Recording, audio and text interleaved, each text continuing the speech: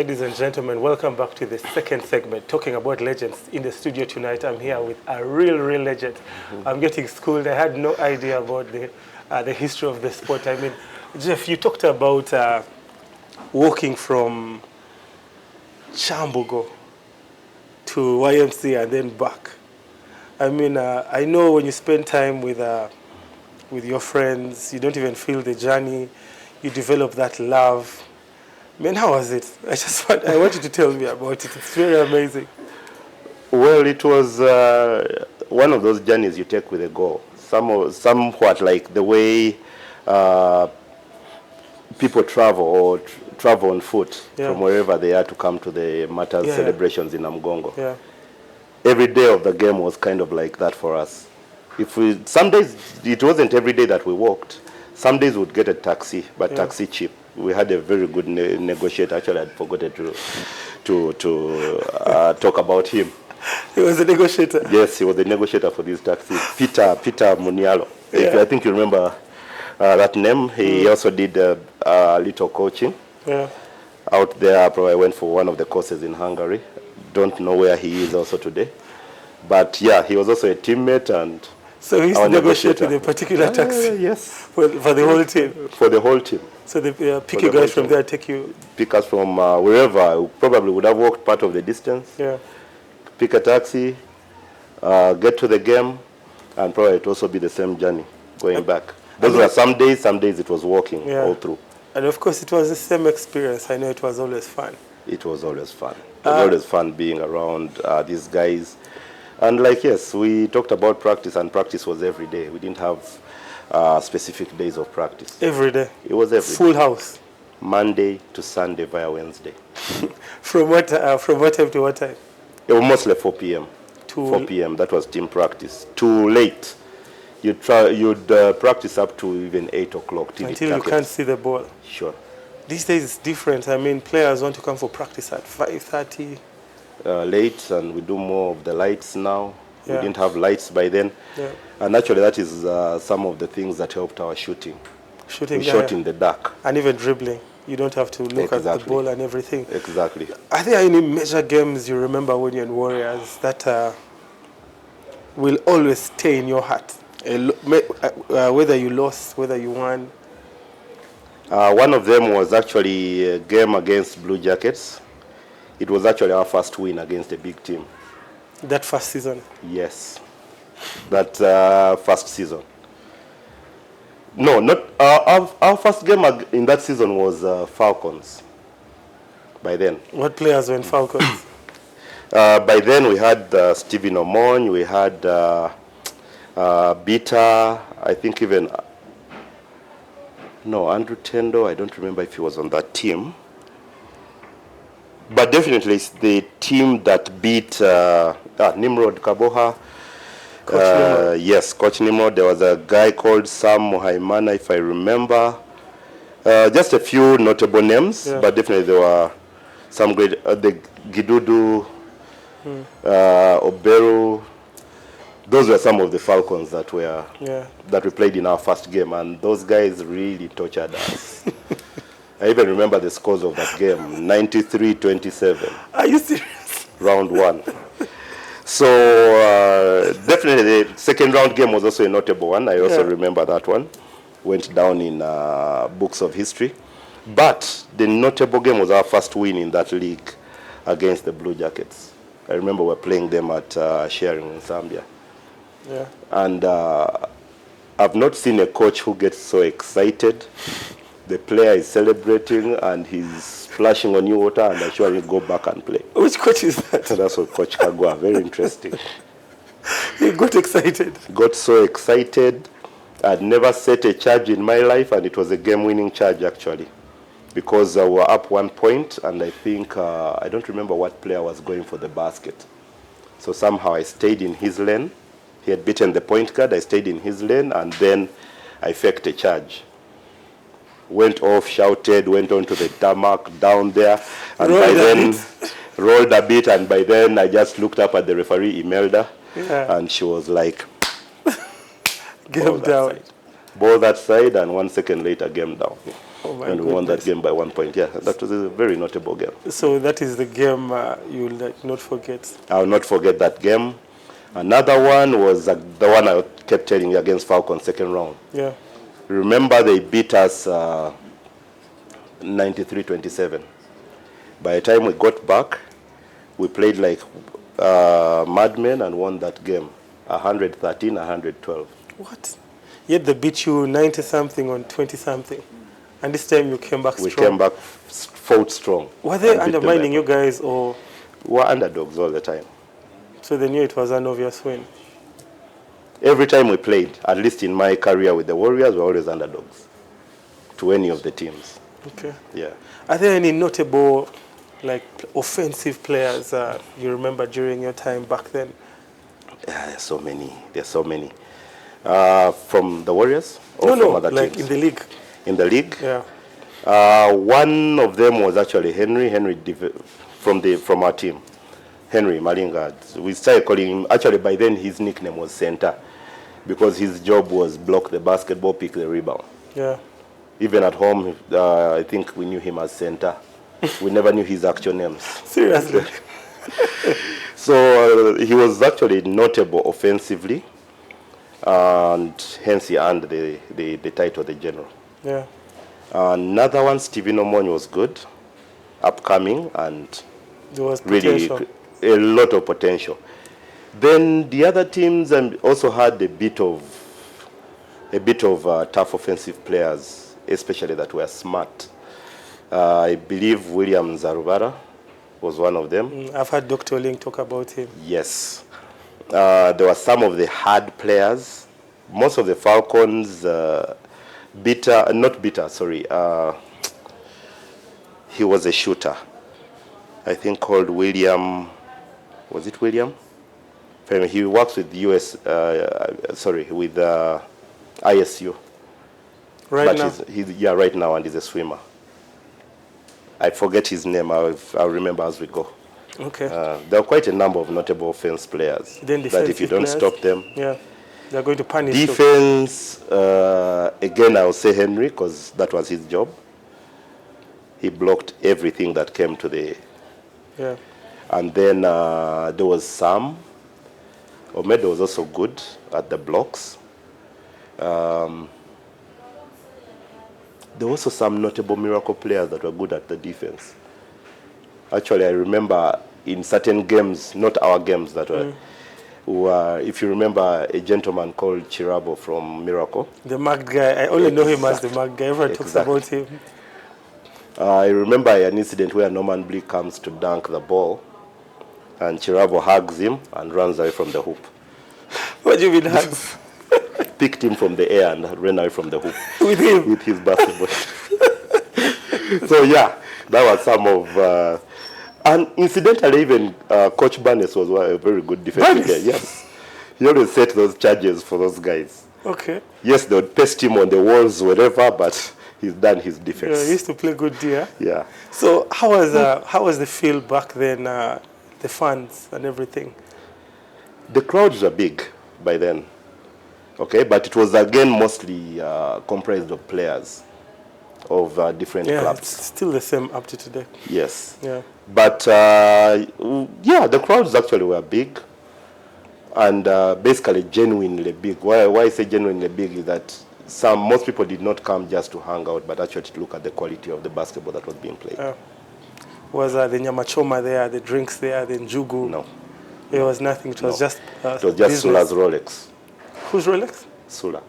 Sula. There was a notable Rolex guy in Wandegea called Sula. So he used to come from Wandegea to YMCA? Yeah. How much was entrance? By then, we weren't paying any money for entrance. It was mostly the league sponsors that were kind of bankrolling the league, especially on uniforms, on basketballs. Paying refs. Notably MTN. I don't know if the refs were being paid by then. It was kind of like voluntary. Everything done in basketball was more voluntary. Even us, the players, did not expect any funding from anybody. We just played the game for the love of it. Wow, that's different from these days. Yeah. And how was the playoffs feel? Playoff theme. feel Oh, like, the feel of the playoffs? yes, I mean, you've played regular season, now the playoffs and everything. How was the mood of the playoffs? And how many teams used to qualify for the playoffs? For the playoffs back then, we mostly had 4 teams because there were 4 giants by then. Yeah. All And how the many time. teams were in the league, actually? If I remember quite well, there were not many. I think about like 10 or 12. 10 or 12. And when the numbers kept increasing, that's when the divisions came up. Okay, so Yes. playoffs was basically 4 teams. 4 teams. How was it? I remember it was a battle between, by then, Rhino. Power was, yes, Charging Rhino, Power was in it. Now, the other place was between Blue Jackets and Blue Jackets, Falcons, and if I remember quite well, the 4th team, no, KIU came later. But it was between Falcons, Blue Jackets, Power, and Rhino. That was real competition. It was tough competition. And who was usually used to? Rhino were more organized, and they took it for a very long time. Charging Rhino? Yes, Charging Rhino. They've won the championship for how many times? I can't tell. I found them winning. Okay. Yes. Because by the time, I remember I joined the league in university, so I already found these guys established. Yeah. Then when Falcons came up, kind of they split from the Blue Jackets, they became a powerhouse. Yeah. Yeah, but always Power was constant. Yeah. Power was consistent. I mean, what do you take pride? What did you used to take pride in, offense or defense? In my playing days? Yeah. Actually, I did both. I played the offense, played it well, and I played the defense, I played it well. Where was the motivation from? Was it from the peers you had seen, or the training in Warriors? My growing up, I mostly had a winning, what I call a winning mentality. That's what kept me going. And then the coaches I had actually told me, if you're to win, you have to be active both ends of the floor. You can't be active on only one side of the floor and let somebody else do that. I mean, do your job for you on the defensive end. Yeah. So we had to really be active on both sides of the floor. That's why we, first of the training was tough. Yeah. And we ran a lot. And definitely, if we had a notion in the Warriors, because we used to play man-to-man defense. Yeah. Your man beats you and scores thrice, you join the coach. Are you serious? On the bench, yeah. Like during the game? Yes. So if you wanted your minutes, you had to play the defense. And at the same time, you had to also play the offense. Yeah. So it was that tough. No missing consistently. You had to do everything. You had to play all positions. Really? If you're a guard, you can go down to center, you can go down to... That's why I had to become a bit versatile. Yeah, utility player. Yes. I mean, before we go any further, I know you're a dunk champion. People used to talk about your dunks. In fact, when I just joined the league, someone told me that guy used to break hoops. I actually argued. I had no idea. But how did you work on the leap? We've actually been talking about some kid on the under 18 is about, I think, 6 or 5'11", and he was pulling crazy dunks during the under 18 last year. How did you work on the leap? And did you post any people in the league during games? I think I posted up on very many during games. But, excuse me, dunking was fun. I used to take it as fun. It was not a goal per se. And interestingly, I think I did not take part in any of the dunk competitions. No, I did not do that. Yeah. But I used to dunk for fun. I'll tell you about a dunking story way back in Entebbe. Sometime that was still at university, but now we are in Entebbe. There used to be a roller that would kind of flatten the tennis court. Yeah. Yeah. So as kids or young men who felt like wanted to test the air up there, would pull that roller from the tennis court, place it on the basketball court, then go leap, do one step, and dunk the basketball. Over the roller? Over the roller. How high was the roller? The roller could probably have been about, I could say about 3 feet high. Okay, yeah. So you take off, jump, step on the roller, then do anything. The way these guys get the spring, those spring mattresses and stuff. So we learned the technique from there. Now, when getting to Chambogo, definitely there was no roller. Yeah. So we had an inspiration to reach the hoop without actually the roller. And we used to do it quite a lot. After practice, we're like, now, hey, dunking comps. So we'd go with the Henrys, what. And by then, the new program was alien to us, the air alert and things like that. Yeah. So some people got a hold of it and started working out like that. But what mostly I did was, I think the running helped. The like swimming, running hills? Yes, running hills. I ran those hills a lot. The skip rope. Yeah. And definitely I think the fact that I was a swimmer, the long distance swimming also helped quite a bit. Yeah, then definitely the jumping should be habitual. The jumping should be habitual. Yeah. So I made it a habit to actually get up. At practice, posted on many guys, even at games. Did you dunk on Malinga or something? Or more notable people who thought they could block you? Not actually, I dunked on one of the tallest players that time in the inter-university games. That was Basaba, I remember. So he was waiting to block you? We actually went for a rebound. I think either it was Andrew or Ambrose that shot a three. I don't remember who shot that three. So instinctively, I went to pick up a rebound over these tall Makerere players. Then somehow when I pick the ball above this guy, I see the rim is low. And he was in front of me. So I brought it down on him, Blake Griffin style. I don't remember that. I just went celebrating a defense. I mean, we're actually almost coming to the end of the second segment, but yes. Warrior is a team known for discipline. I mean, every player who has played, I'm actually shocked Komakech Ben was not in Warriors because he's also a very disciplined player. Warriors is known for discipline. Before Warriors recruit you, you have to be disciplined. You don't have to do those things that are not, can I call it, part of the club culture. What is the story about Warriors' discipline? Warriors You're also a disciplined man. I mean, before I even go any further, I know you as a very disciplined person. Actually, incidentally, I used to yell a lot, adrenaline. On the court, it's okay. That is okay. I mean, off the court. Yeah. On the court, it's just adrenaline. It's okay to like yell at a bad call and everything. Sure. After the game, we shake hands and it's all history. Yeah. Where is that discipline from? The discipline, basically, one is it was always emphasized in Warriors. We got punished for indiscipline. And then our coach told us one thing. Discipline is not about, treating your teammate or other people respectfully was paramount, okay? But to him, discipline had a very different notion. To him, his discipline was, if you do what I tell you and do it well, then you're his disciplined player. Yeah. You might be that arrogant everywhere and stuff like that, but as long as he tells you, hey, jump, you must jump. You don't ask why. Yeah. It's how high. Yeah. And that is what we always developed. He would tell us you can go and do your thing as you want, wherever, outside the line. Whatever is in the 4 lines, stays in the 4 lines. Yeah. So that's how we took it. Actually, I remember an incident. We were meant to be training for inter-university games. By then it was, our coach was Wejuli Sam. Yeah. Also now in the US, based. He told us all he needed from us was be on time at practice and be at every practice. Yeah. Everything that is taken from there, learn, keep, use it how you want. Yeah.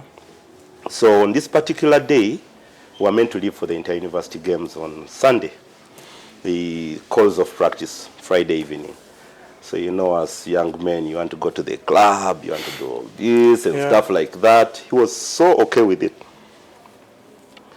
We dress up, go to club, as usual. From club, walk back. You know, we always used to pass through Banda by the court and then go to our residences and stuff.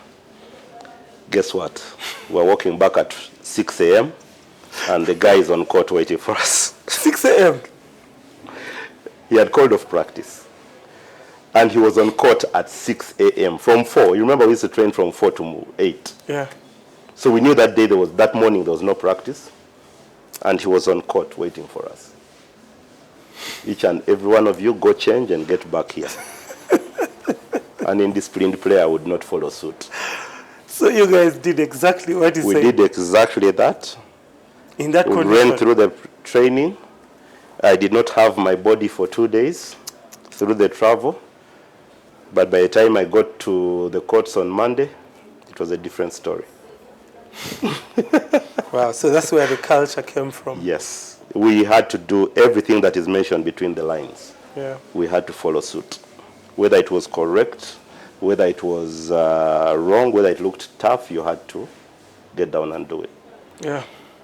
I mean, we have also come again to the end of the second segment. This is very, very interesting. I don't know why the producers are telling us to take those breaks, but viewers, please don't touch that dial again. Our next conversation is basically going to be about why Warriors got defunct, and he's also a coach. He's going to tell us about his coaching journey and any advice, of course, to the young basketball players outside there. We'll see you in a little while.